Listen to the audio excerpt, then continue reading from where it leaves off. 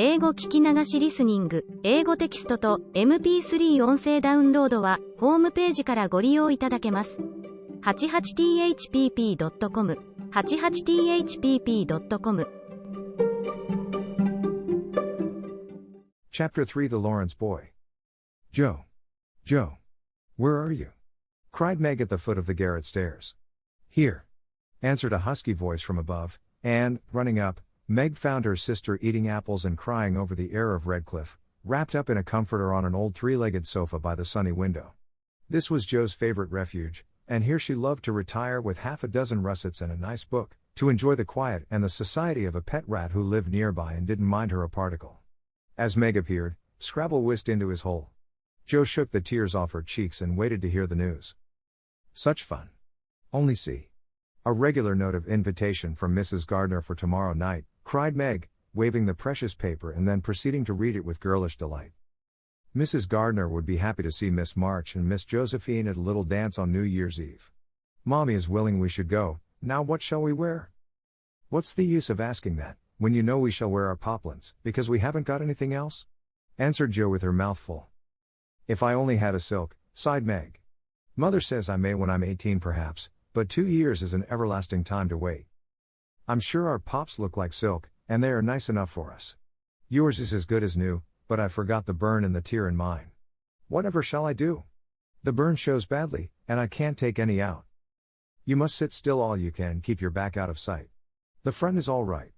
I shall have a new ribbon for my hair, and Mommy will lend me her little pearl pin, and my new slippers are lovely, and my gloves will do, though they aren't as nice as I'd like. Mine are spoiled with lemonade, and I can't get any new ones, so I shall have to go without, said Joe, who never troubled herself much about dress. You must have gloves, or I won't go, cried Meg decidedly.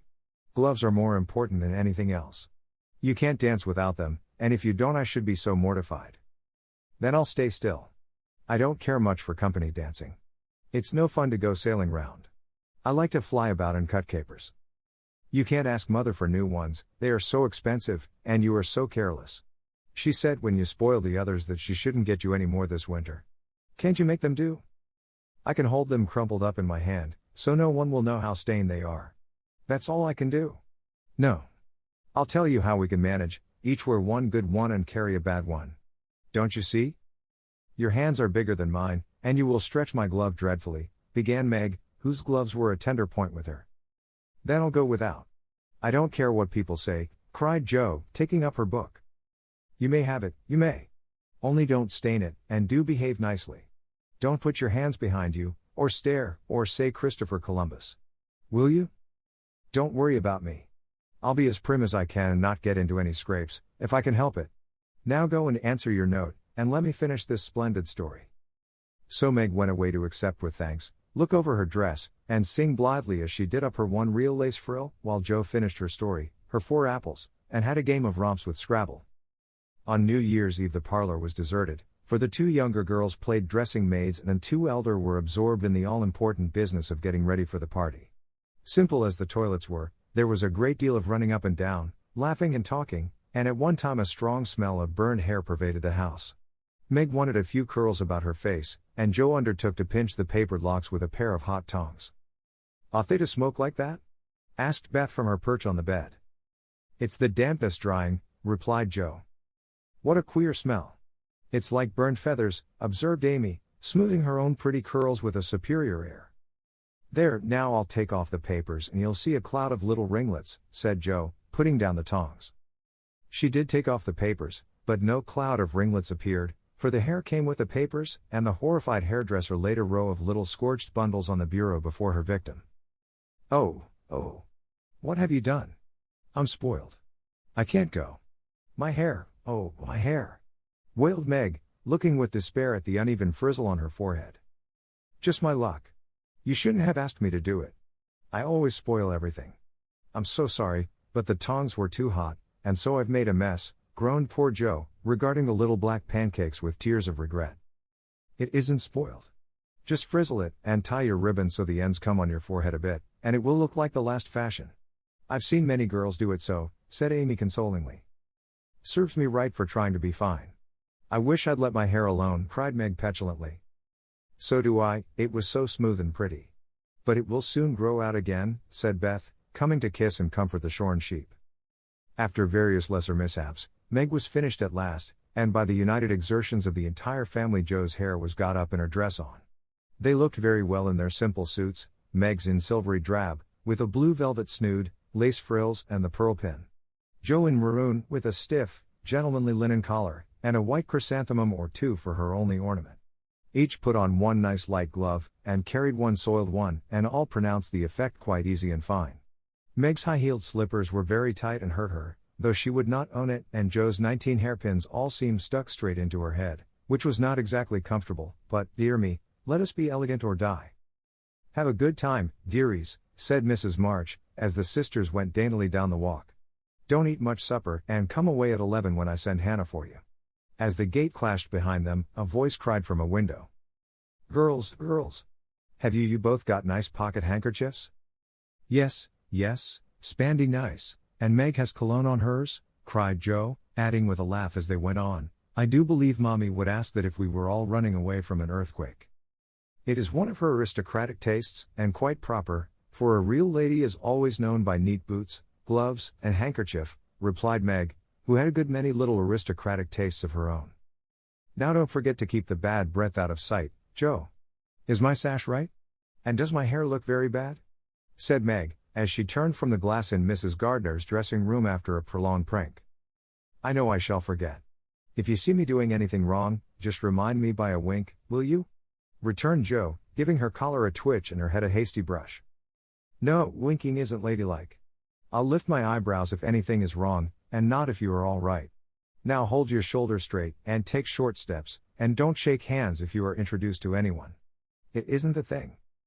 How do you learn all the proper ways? I never can. Isn't that music gay? Down they went, feeling a trifle timid, for they seldom went to parties, and informal as this little gathering was, it was an event to them.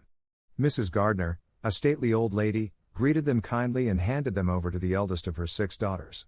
Meg knew Sally and was at her ease very soon, but Jo, who didn't care much for girls or girlish gossip, stood about, with her back carefully against the wall, and felt as much out of place as a colt in a flower garden. Half a dozen jovial lads were talking about skates in another part of the room, and she longed to go and join them, for skating was one of the joys of her life. She telegraphed her wish to Meg, but the eyebrows went up so alarmingly that she dared not stir. No one came to talk to her, and one by one the group dwindled away till she was left alone. She could not roam about and amuse herself, for the burned breath would show, so she stared at people rather forlornly till the dancing began. Meg was asked at once, and the tight slippers tripped about so briskly that none would have guessed the pain their wearer suffered smilingly. Jo saw a big red-headed youth approaching her corner, and fearing he meant to engage her, she slipped into a curtained recess, intending to peep and enjoy herself in peace. Unfortunately, another bashful person had chosen the same refuge, for, as the curtain fell behind her, she found herself face to face with the Lawrence boy. Dear me, I didn't know anyone was here, stammered Jo, preparing to back out as speedily as she had bounced in. But the boy laughed and said pleasantly, though he looked a little startled, don't mind me, stay if you like. Shan't I disturb you? Not a bit. I only came here because I don't know many people and felt rather strange at first, you know. So did I. Don't go away, please, unless you'd rather. The boy sat down again and umphed at his pumps, till Jo said, trying to be polite and easy, I think I've had the pleasure of seeing you before. You live near us, don't you? Next door. And he looked up and laughed outright, for Jo's prim manner was rather funny when he remembered how they had chatted about cricket when he brought the cat home. That put Jo at her ease and she laughed too, as she said, in her heartiest way, we did have such a good time over your nice Christmas present. Grandpa sent it. But you put it into his head, didn't you, now? How is your cat, Miss March? Asked the boy, trying to look sober while his black eyes shone with fun. Nicely, thank you, Mr. Lawrence. But I am not Miss March, I'm only Jo, returned the young lady. I'm not Mr. Lawrence, I'm only Laurie. Laurie Lawrence, what an odd name. My first name is Theodore, but I don't like it, for the fellows called me Dora, so I made them say Laurie instead. I hate my name, too, so sentimental. I wish everyone would say Jo instead of Josephine. How did you make the boys stop calling you Dora? I thrashed 'em. I can't thrash Aunt March, so I suppose I shall have to bear it. And Jo resigned herself with a sigh. Don't you like to dance, Miss Jo? Asked Laurie, looking as if he thought the name suited her. I like it well enough if there is plenty of room, and everyone is lively. In a place like this I'm sure to upset something, tread on people's toes, or do something dreadful, so I keep out of mischief and let Meg sail about. Don't you dance? Sometimes. You see, I've been abroad a good many years, and haven't been into company enough yet to know how you do things here. Abroad? Cried Joe. Oh, tell me about it. I love dearly to hear people describe their travels. Laurie didn't seem to know where to begin, but Joe's eager question soon set him going, and he told her how he had been at school in Vivi, where the boys never wore hats and had a fleet of boats on the lake, and for holiday fun went on walking trips about Switzerland with their teachers. Don't I wish I'd been there, cried Joe. Did you go to Paris? We spent last winter there. Can you talk French? We were not allowed to speak anything else at Vivi. Do say some. I can read it, but can't pronounce. Quel nom cette jeune demoiselle en les pantoufles jolies? How nicely you do it. Let me see, you said, who is the young lady in the pretty slippers, didn't you? Oui, mademoiselle. It's my sister Margaret, and you knew it was. Do you think she is pretty? Yes, she makes me think of the German girls, she looks so fresh and quiet, and dances like a lady. Joe quite glowed with pleasure at this boyish praise of her sister, and stored it up to repeat to Meg. Both peeped and criticized and chatted till they felt like old acquaintances. Laurie's bashfulness soon wore off, for Joe's gentlemanly demeanor amused and set him at his ease, and Joe was her merry self again, because her dress was forgotten and nobody lifted their eyebrows at her. She liked the Lawrence boy better than ever and took several good looks at him, so that she might describe him to the girls, for they had no brothers, very few male cousins, and boys were almost unknown creatures to them. Curly black hair, brown skin, big black eyes, handsome nose, fine teeth, small hands and feet, taller than I am, very polite, for a boy, and altogether jolly. Wonder how old he is? It was on the tip of Joe's tongue to ask, but she checked herself in time and, with unusual tact, tried to find out in a roundabout way. I suppose you are going to college soon? I see you pegging away at your books. No, I mean studying hard. And Joe blushed at the dreadful pegging which had escaped her. Laurie smiled but didn't seem shocked, and answered with a shrug. Not for a year or two. I won't go before 17, anyway. Aren't you but 15? Asked Joe, looking at the tall lad, whom she had imagined 17 already. 16, next month. How I wish I was going to college. You don't look as if you liked it. I hate it. Nothing but grinding or skylarking.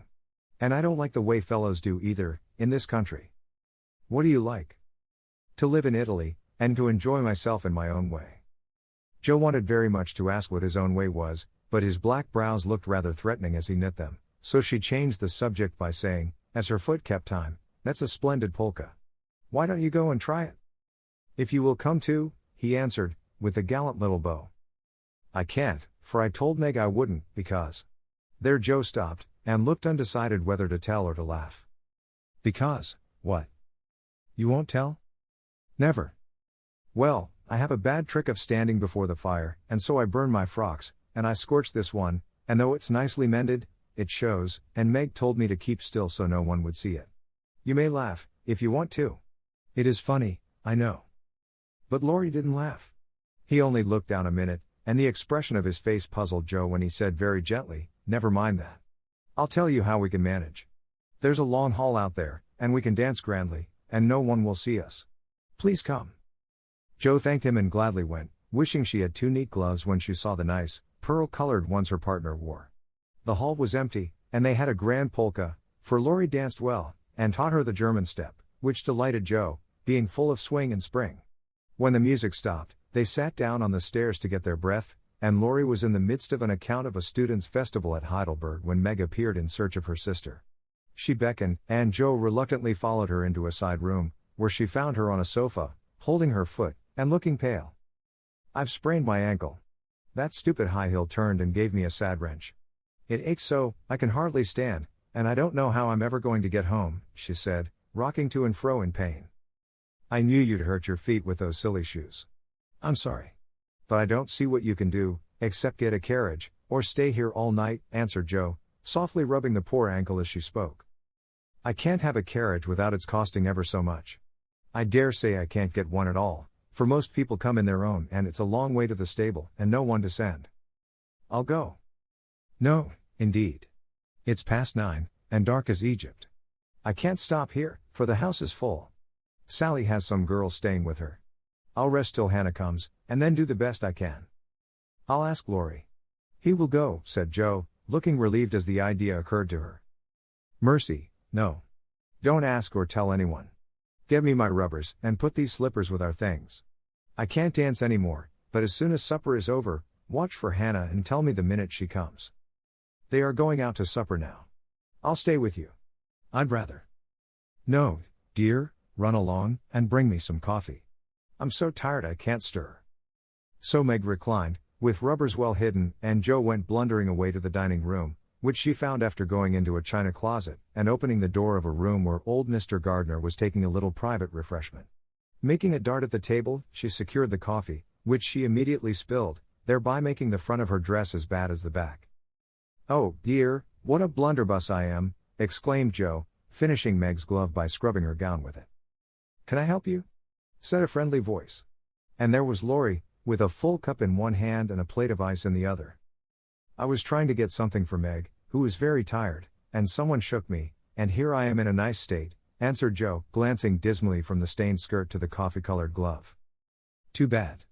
I was looking for someone to give this to. May I take it to your sister? Oh, thank you. I'll show you where she is. I don't offer to take it myself, for I should only get into another scrape if I did. Joe led the way, and as if used to waiting on ladies, Laurie drew up a little table, brought a second installment of coffee and ice for Joe, and was so obliging that even particular Meg pronounced him a niece boy. They had a merry time over the bonbons and mottos, and were in the midst of a quiet game of buzz, with 2 or 3 other young people who had strayed in, when Hannah appeared. Meg forgot her foot and rose so quickly that she was forced to catch hold of Joe, with an exclamation of pain. Hush! Don't say anything, she whispered, adding aloud, it's nothing. I turned my foot a little, that's all, and limped upstairs to put her things on. Hannah scolded, Meg cried, and Joe was at her wit's end, till she decided to take things into her own hands. Slipping out, she ran down and, finding a servant, asked if he could get her a carriage. It happened to be a hired waiter who knew nothing about the neighborhood, and Joe was looking round for help when Laurie, who had heard what she said, came up and offered his grandfather's carriage, which had just come for him, he said. It's so early. You can't mean to go yet? Began Joe, looking relieved but hesitating to accept the offer. I always go early, I do, truly. Please let me take you home. It's all on my way, you know, and it rains, they say. That settled it, and telling him of Meg's mishap, Joe gratefully accepted and rushed up to bring down the rest of the party. Hannah hated rain as much as a cat does, so she made no trouble, and they rolled away in the luxurious close carriage, feeling very festive and elegant. Laurie went on the box so Meg could keep her foot up, and the girls talked over their party and freedom. I had a capital time. Did you? Asked Joe, rumpling up her hair, and making herself comfortable. Yes, till I hurt myself. Sally's friend, Annie Moffat, took a fancy to me, and asked me to come and spend a week with her when Sally does. She is going in the spring when the opera comes, and it will be perfectly splendid, if Mother only lets me go, answered Meg, cheering up at the thought. I saw you dancing with the red-headed man I ran away from. Was he nice? Oh, very. His hair is auburn, not red, and he was very polite, and I had a delicious redoua with him. He looked like a grasshopper in a fit when he did the new step. Laurie and I couldn't help laughing. Did you hear us? No, it was very rude. What were you about all that time, hidden away there? Joe told her adventures, and by the time she had finished they were at home. With many thanks, they said good night and crept in, hoping to disturb no one, but the instant their door creaked, 2 little nightcaps bobbed up, and 2 sleepy but eager voices cried out. Tell about the party. Tell about the party. With what Meg called a great one of manners, Joe had saved some bonbons for the little girls, and they soon subsided, after hearing the most thrilling events of the evening. I declare, it really seems like being a fine young lady, to come home from the party in a carriage and sit in my dressing gown with a maid to wait on me, said Meg, as Joe bound up her foot with arnica and brushed her hair. I don't believe fine young ladies enjoy themselves a bit more than we do, in spite of our burned hair, old gowns, 1 glove apiece and tight slippers that sprain our ankles when we are silly enough to wear them. And I think Joe was quite right. 物語の続きは、ホームページからお聞きいただけます。また、テキスト、MP3 ダウンロードも合わせてご利用ください。88thpp.com 88thpp.com